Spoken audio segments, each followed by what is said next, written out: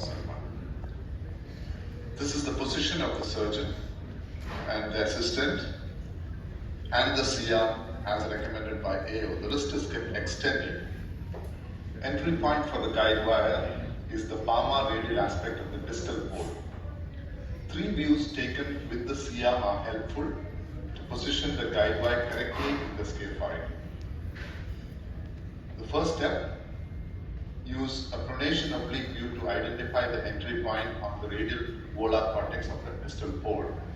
Step 2, change to a supination oblique view and introduce the guide wire parallel to the volar cortex of the scaphoid. Step 3, ulnar deviate the wrist to see the scaphocapitate joint and drive the wire right up to the tip of the proximal pole. For the guide wire insertion, it is helpful to mark the axis of the scaphoid on the skin by placing K-wires over the wrist, taking CR pictures in both the AP and lateral views.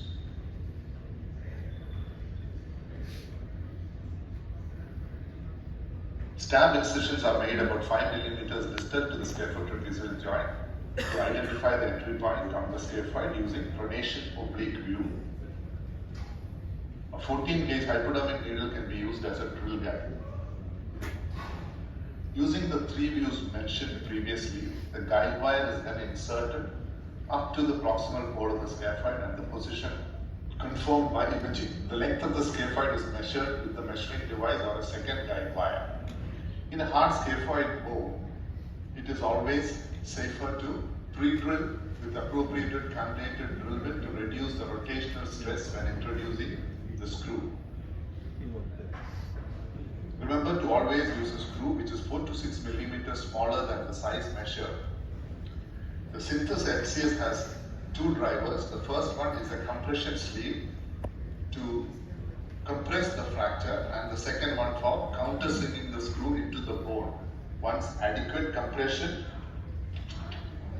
of the fracture fragment is achieved, remove the compression driver and use the countersinking driver. The colored circles indicate the portion of the screw in the bone.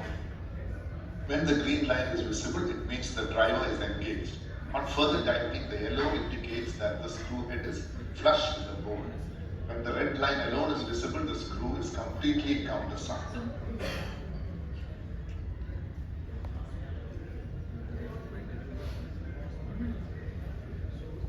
Check the position of the screw in all the views to ensure that the screw is completely within the bone.